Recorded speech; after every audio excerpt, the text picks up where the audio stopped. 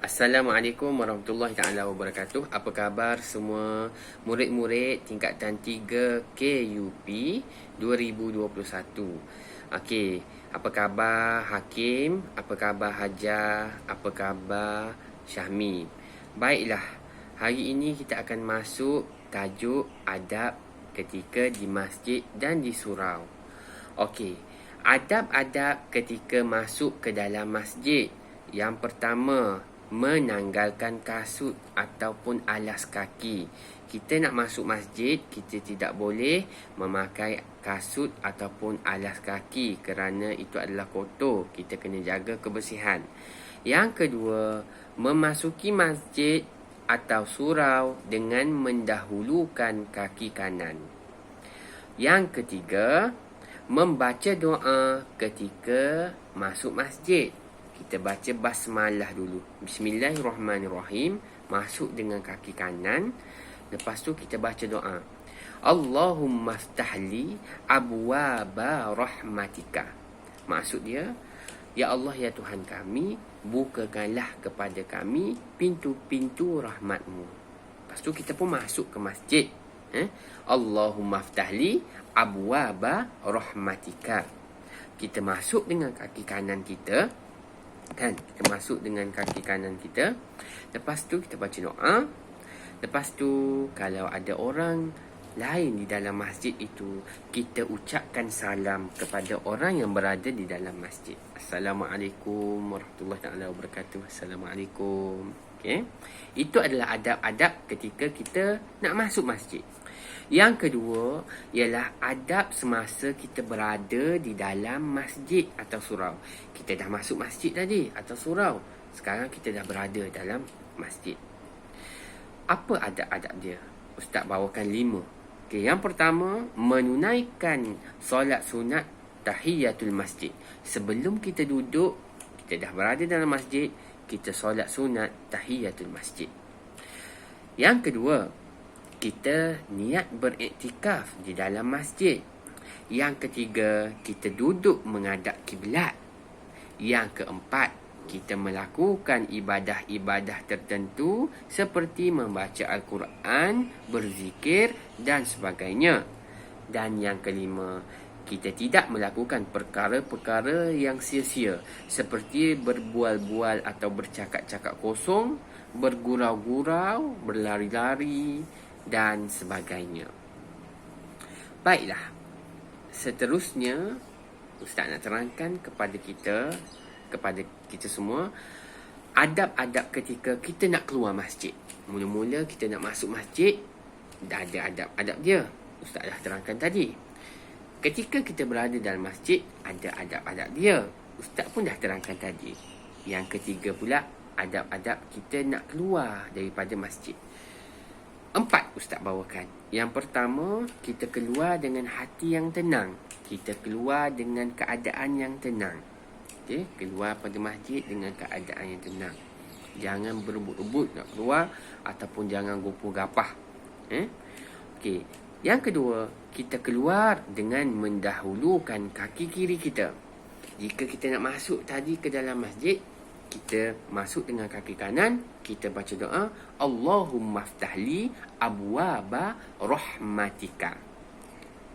Okey, kalau kita nak keluar, kita langkah kaki kiri, kita baca doa Allahumma ftahli abwaba rizqika. Ya Allah ya Tuhan kami, bukakanlah bagi kami pintu-pintu rezekimu. Okey. Lepas kita keluar, kita baca langkah kaki kiri, kita baca doa dan kita memberi salam kepada orang yang berada di dalam masjid. Kita nak keluar, Assalamualaikum. Kita jumpa orang, kita cakap Assalamualaikum. Kalau dulu kita bersalaman, Assalamualaikum, saya minta diri dulu nak keluar. Tapi sekarang kita jaga SOP, kita letak kat dada kita, Assalamualaikum, saya minta keluar dulu. Ya, jumpa lagi. Waktu asar nanti, waktu maghrib nanti kita jumpa lagi, insyaAllah. Kita bagi salam. Okey, sebab dengan memberi salam dapat mengeratkan silaturahim.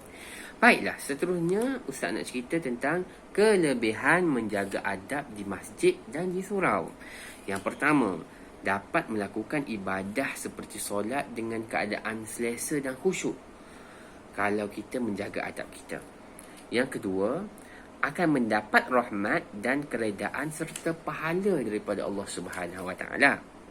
Yang ketiga, mewujudkan suasana yang tenang dan harmoni di dalam surau dan masjid. Sebab masing-masing dah jaga adab, masing-masing tenang, maka suasana harmoni wujud dalam masjid. Yang keempat, menarik orang bukan Islam terhadap ajaran Islam. Bila mereka yang bukan Islam melihat keadaan umat Islam yang berada di dalam masjid, maka mereka akan rasa tenang dan mereka tertarik dengan agama Islam. Baiklah, antara amalan-amalan yang negatif yang kita cuba elakkan dan kita jangan buat ketika kita berada di dalam masjid atau surau. Yang pertama, kita jangan membuat kotor ataupun membuang sampah sarap di dalam masjid. Yang kedua, kita jangan merokok di dalam masjid. Yang ketiga, kita jangan bercakap perkara-perkara yang sia-sia. Yang keempat, kita mestilah menutup aurat dan kita jangan mendedahkan aurat ketika di dalam masjid. Sebab itulah, kalau kita pergi masjid-masjid yang terkemuka seperti masjid negara, masjid negara memberikan peluang kepada orang-orang bukan Islam untuk masuk ke dalam masjid, tetapi mereka akan dikenakan memakai jubah ataupun pakaian untuk menutup aurat bagi mereka. Itu adalah salah satu cara dakwah yang diterapkan di dalam negara kita untuk menarik minat orang bukan Islam datang ke masjid. Baiklah, apakah kesan kalau kita tidak beradab di dalam masjid? Apakah akibat kalau kita tidak beradab dalam masjid? Yang pertama, kita akan mendapat dosa dan kemurkaan daripada Allah Subhanahu Wa Taala. Yang kedua, kita jauh daripada rahmat Allah. Yang ketiga, kita menjatuhkan imej Islam di mata orang bukan Islam.